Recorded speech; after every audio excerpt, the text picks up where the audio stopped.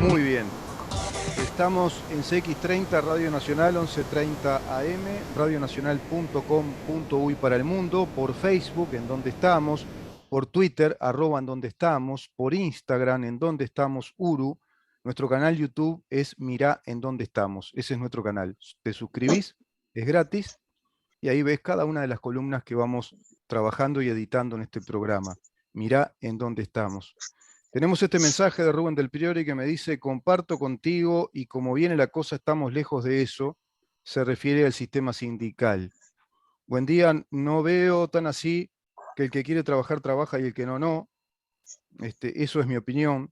Claro, se refiere este oyente de que son cúpulas sindicales, ¿no? Son cúpulas sindicales que pervierten al resto de los trabajadores, no que los pervierten moralmente, sino que pervierten el trabajo, distorsionan el trabajo, vienen y le dicen: acá no trabaja nadie, y si no te perseguimos hasta tu casa, y van y persiguen hasta la casa y lo pueden matar, lo pueden matar. Hay gente que está amenazada. Esto no es joda, ¿eh? Acá no estamos hablando, porque después viste que vas a escuchar audiciones de izquierda que te dicen: che, ahí hay un fascista, un tipo de ultraderecha que habla contra el sindicalismo uruguayo. No, hablamos contra el Partido Comunista y las cúpulas militantes ideológicas que simulan ser sindicatos. No hablamos contra el sindicalismo, todo lo contrario. El Uruguay necesita urgentemente un sindicalismo profesional, un sindicalismo plural, democrático y trabajador, de los trabajadores, pero en un sistema abierto de relaciones laborales abiertas, como así lo recomienda el Convenio 98 de la Organización Internacional del Trabajo, y así lo dicen nuestras leyes laborales, y así lo dice y lo mandata la Constitución de la República. La Constitución simplemente reconoce el derecho al sindicato, a la sindicalización y el derecho de huelga, y plantea las franquicias, es decir, exoneraciones de impuestos para organizaciones sindicales. Pero no tenemos en nuestro país una ley que reglamente los ingresos, por ejemplo. No hay control de los ingresos, de la finanza de estos sindicatos. El Estado no los controla, no tiene ningún control. ¿Y cómo se eligen? ¿Y cómo funcionan esas asambleas? Y funcionan con el patoterismo del Partido Comunista y los partidos afines que se reúnen permanentemente a tomar mate todo el día y a estar pergeneando y pensando qué conflicto van a generar, como esto, por ejemplo, que les viene de lujo que esta empresa metalúrgica decida irse del país, cerrar y dejar 150 personas en la calle, que es lamentable que queden 150 trabajadores en el Uruguay sin trabajo. A ver si nos entendemos. No estamos hablando contra el trabajador, estamos hablando contra cúpulas sindicales que son mafiosas, que son delincuentes, y que lo único que están haciendo es estropear a un país. Esto, cuando estaba el gobierno del Frente Amplio, estaba mucho más moderada la cosa, ¿eh? Estaba todo quietito esto, ¿eh? Mirá que se desmantelaban empresas como loco, ¿eh? Cerraban y cerraban empresas, y por eso la población uruguaya votó a este gobierno, no olvidemos eso. Se votó un cambio de rumbo porque la economía era un desastre, porque la gente se estaba yendo del país otra vez, porque no habían fuente de trabajo. Se generó una burocracia pesadísima y una carga tributaria que, como bien lo explica el licenciado Beña, perjudica a cualquier empresa, no la hace competitiva. Todo es caro acá. Pero además hay un factor que encarece mucho más todavía esto, que es la actitud distorsiva de las cúpulas sindicales cuando una empresa abre en este país. Y se va a encontrar con un sindicato hostil que lo va a prepotear y además va a negociar, va a pedir coimas, va a pedir negociar para negociar los conflictos que ellos tienen ya armados, porque son la industria del conflicto. Bienvenido, Eduardo. ¿Cómo te va? Buenos días. Gracias por la invitación, como siempre. No, por favor, Bueno, gracias a como ti. tú decís, tenemos un problema y me gustaría, para comenzar, situarnos en cómo veníamos organizando estas conversaciones. Ujú. Es decir, habíamos llegado a la conclusión de que un país viable es un país productivo. Y Ujú. habíamos llegado a la conclusión de que la producción requiere capital y trabajo. Primero analizamos las condiciones para que ese capital aparezca, para que la gente disponga de capital para ponerlo a producir, y luego empezamos con el tema del trabajo. Ujú. Y comenzamos el tema del trabajo hablando no de la conflictividad, sino de la baja calidad que nuestra educación provee a los Ujú. trabajadores, es decir, el hecho de que estamos teniendo un problema con la calidad del trabajo. Sí. ¿Ah?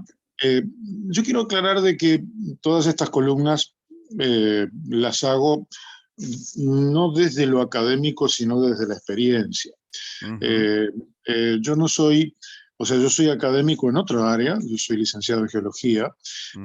pero no soy, no tengo Economista. formación académica en temas económicos o en temas sociales. Ujú, Sin embargo, lo que sí tengo, fui 33 años empresario y además como empresario era proveedor de muchas empresas, te diría que bastante más de 100 empresas, y mm. en consecuencia pude conocer bastante bien la interna de esas empresas y dónde estaban sus problemas, porque soy una persona curiosa, hablo con los dueños y de alguna manera uno va tomando el pulso, digamos, a lo que es la producción, el comercio en general y la producción industrial en particular. A ver si ponemos rápidamente en su lugar entonces tu rol. Además de ser académico, que lo sos, licenciado en geología, profesor de geografía también, geografía humana, creo, ¿no? Si no me equivoco. No, yo Eh, fui docente en 2 o 3 materias de la carrera de geología, este, Perfecto, pero fui profesor también de astronomía.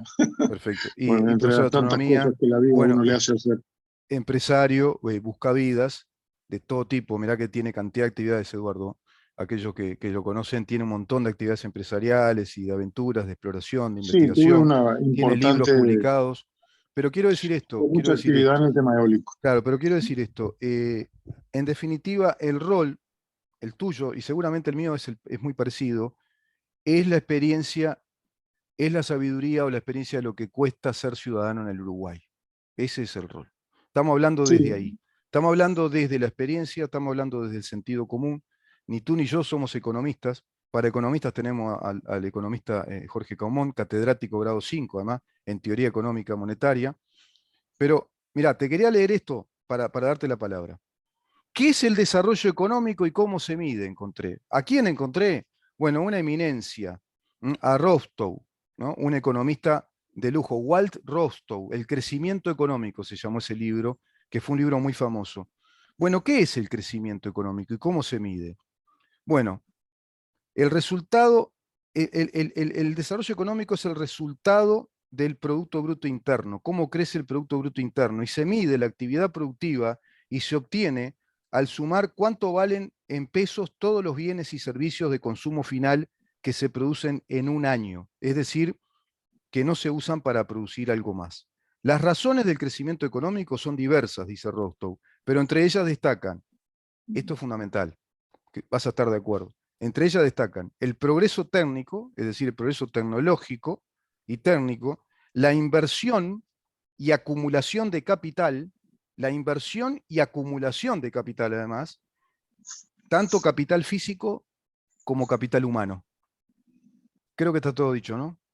sí, el capital humano es justamente en lo que estaba queriendo centrarme ahora.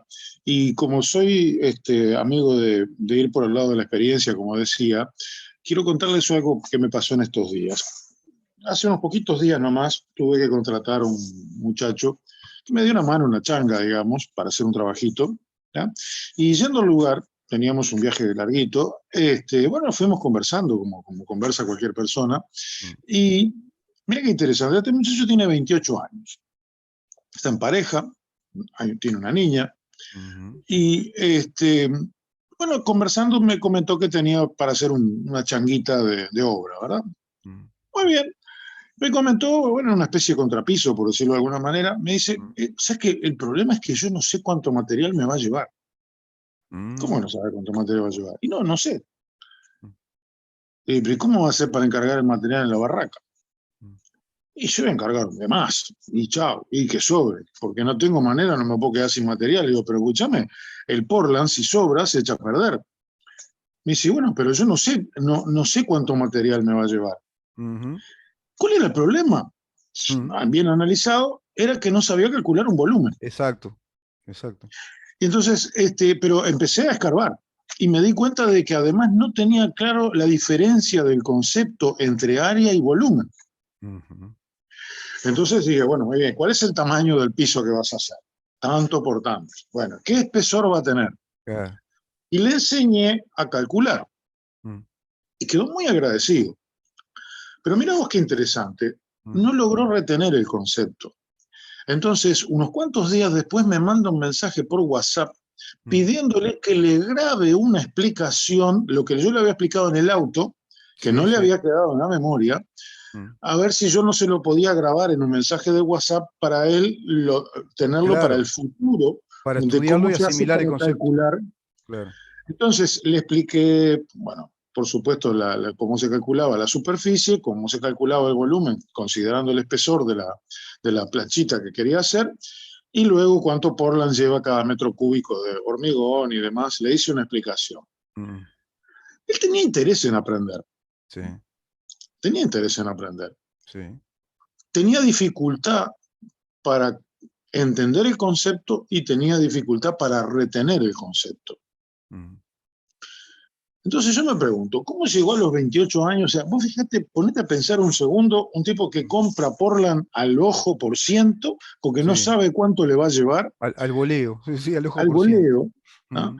Entonces vos fíjate el problema práctico que hay detrás de esto, porque el dueño de esa obra Mm. seguramente iba a comprar una cantidad de Portland ridícula, desmesurada o capaz que se quedaba corto, para lo que este señor iba a hacer, porque el señor no lo sabe calcular. Y Le claro, él no le provo- va a decir al dueño, mire que yo no sé cuánto. No, claro. Él le dice, mirá, tráeme 40 bolsas Sí, y después vemos qué pasa. sí, sí. Entonces, hay un problema práctico detrás de esa falta de formación.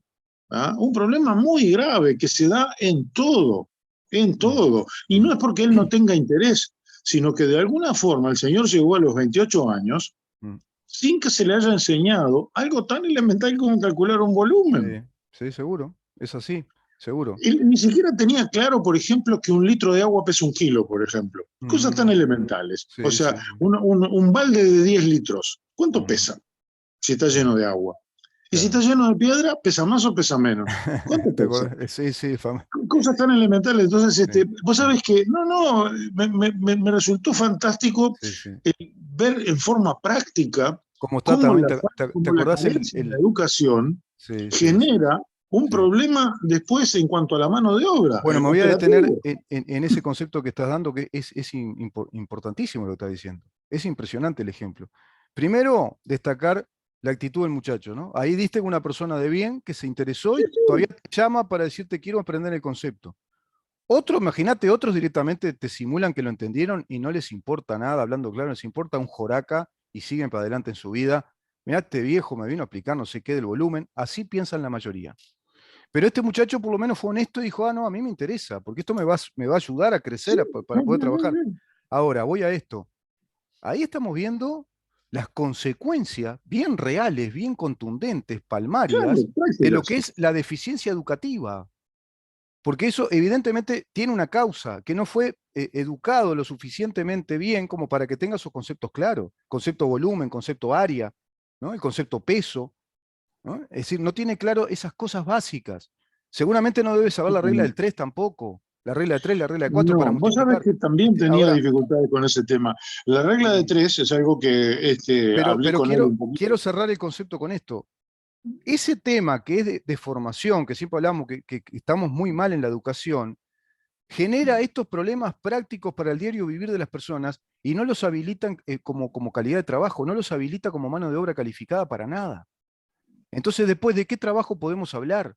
Claro que Exacto. hablamos de que hay un gran desempleo, que hay tasa de desempleo. Por un lado, las empresas se van porque vos tenés un montón de mafiosos que te viven haciendo una distorsión tremenda en la actividad empresarial. Que acá no son la Madre Teresa de Calcuta, ¿viste? Además, ahora van a hacer un paro. Además, en solidaridad van a hacer un paro general por los 150 empleados que quedan en la calle porque esta empresa se va. Al empleado de brasilero, ¿qué le importa el paro? No, no ganan nada con hacer un paro. ¿De qué sirve hacer un paro? Distorsionás el resto del país porque quedan 150 familias en la calle. Es muy triste el hecho, es muy triste, pero las reglas de juego son esas. Hasta que no terminen de entender de qué se trata esto del capitalismo, de la economía. Ayer decía Pichetto, el diputado argentino, que es una persona muy atendible cuando habla, es un tipo muy, muy racional, tiene el perfil de un estadista, es abogado, mal tipo, ¿no? Decía, acá tenemos que entender que hay que hablar de capitalismo, y capitalismo no es una palabra mala, hay que hasta aclarar eso, es una palabra buena. Tenemos que hablar de que la propiedad privada y el capital son inherentes a la libertad humana, son inherentes. Y hay que educar para la cultura del trabajo y no la cultura de los planes. Acá estamos igual, acá estamos en un país de los planes. los planes asistenciales, la cultura de los planes. Pero claro, después tenés esta población, te enterás que 3 de cada 10 terminan secundaria. En sectores pobres, 1 de cada 10. Sí, Era eso. bueno, entonces, terminada esta, digamos, cerrado esta parte de que tiene que ver con la formación de la mano de obra uruguaya, que quise dar ese ejemplo práctico porque me pareció pertinente, voy a ir al tema de la conflictividad. Y en ese sentido hay un oyente tuyo, que tú tuviste la amabilidad de pasarme comentarios sobre él, que hacía referencia a algunas publicaciones, incluso una tuya, muy interesante sobre todo este tema de la conflictividad y sobre cómo se organiza, digamos, el tema del salario, cómo se discute el tema del salario y todo lo demás. Encarado desde el lado de la academia. O sea, eran trabajos académicos muy buenos. Y justamente eso es lo que yo no voy a hacer. Porque no quiero, o sea, primero porque no soy académico, pero además porque me parece que lo que necesitamos a dejar claro al público es justamente desde el lado práctico, no desde el lado académico, dónde están los problemas. No, desde el lado académico yo creo que hay que tomar nota y bajarlo a tierra. Lo académico nos fundamenta, nos argumenta, tenemos que tener esa argumentación para bajar a tierra, porque estamos en un programa de radio, no estamos en un aula universitaria como para... Exactamente, ¿no? Entonces... me interesa mucho bajar las cosas a lo práctico, justamente porque, como bien dijiste, no estamos en un aula universitaria, sino en un programa de radio. Entonces, nuevamente voy a usar un ejemplo, voy a comenzar esto de la conflictividad con un ejemplo que yo ya mencioné en el pasado, pero que lo conocí muy bien y que me parece paradigmático, me parece un ejemplo central de lo que ocurre aquí. Una empresa muy importante de Plaza, centenaria, importó un horno que costó, en números redondos, $1 millón y lo instaló, lo montó. Ese horno tiene la peculiaridad de que no puede ser apagado. Cuando lo apagas, todo el revestimiento hay que cambiarlo. Cada vez que lo apagás, en varias industrias pasa eso, de que los hornos, por razones que no voy a entrar a explicar, cuando tú lo parás, lo tenés que volver a revestir. Entonces, son paradas que se hacen para mantenimiento cada mucho tiempo. Por ejemplo, una vez por año, una vez cada 2 años o cada 3 años. O sea, porque es muy costoso pararlo. Sí, pararlo. Es muy costoso. Hay que volverlo a revestir completamente. Hacer un revestimiento. Entonces, además demoran en encender otros hornos que demoran muchas horas en encender de nuevo. Entonces, mirá qué interesante. Los tipos prenden el horno y sus empleados, los que estaban operando el horno, se habían enterado de todo este asunto de que el horno no podía ser apagado, ¿no? Y comenzamos en conflicto. Entran en conflicto, bueno, nosotros hacen un planteo salarial disparatado. O sea, un planteo salarial, evidentemente, no la recuperación, el poquito que se discute siempre, sino una cosa... innegociable, es el sobretexto. Un 20%, un 25%, no me acuerdo, pero un valor innegociable. Como con Aprole ahora el 40% pide. Exactamente, un valor innegociable. Entonces la empresa dice, mire muchachos, lo que estaban planteando no funciona, paramos el horno. No muchachos, me paran el horno hay que volver. Paramos el horno. Total, pararon el horno. Muy bien, siguieron la negociación. Más o menos llegaron a acomodarse. Bien. Se pusieron de acuerdo, prendieron el horno. Nuevo conflicto. A los pocos días, el horno apagado de nuevo. Nunca más se volvió a encender. Claro. Mucha pérdida. Nunca más. Sí. Pero escuchame, Rubén. Un palo verde parado en este momento debe hacer como 6 o 7 años. Mirá lo que te voy a decir, 6 o 7 años que hay una inversión de más de $1 millón, porque montarlo costó plata también. Que quedó parado. Y quedó parado, que no se llegó a usar, porque funcionó un par de días y otro par de días y se paró. Sí. Entonces, ese paro es un paro extorsivo. Criminal. Es un paro que es para fundir a la empresa directamente. No, es decir, fundió, yo no sé por qué no quiero pensar de que directamente sea para fundir a la empresa, aunque podría llegar a pensarlo. Y se puede pero pensar, en el mejor de los casos es extorsivo, porque como yo sé que te genera un enorme daño, es como pasa con los paros del gas cuando viene el invierno. Siempre paran en junio. porque cuando nos empezamos cuando el gas se empieza a vender de verdad, Sí. ahí empezamos a reclamar. Eduardo, y te dejo porque nos vamos. No sé, ¿te parece seguir el viernes? ¿Te podés salir el viernes a la primera media hora como para retomar este tema más rápido? Porque se nos vaya el Mira, programa. Si no, lo tenemos que dejar para el próximo miércoles. te explico, en estos días estoy en operaciones familiares, Ah, bueno, personales grandes. Justo el viernes tengo bien. o sea, estoy en plena, realmente hoy hice un esfuercito para poder estar aquí, Ah, bueno. pero con mucho gusto, porque me parece muy importante. Pero quiero dejar el estribo en donde vamos a seguir. Es decir, lo que quiero analizar es el hecho de que los salarios no se pueden fijar en base a la fuerza del sindicato.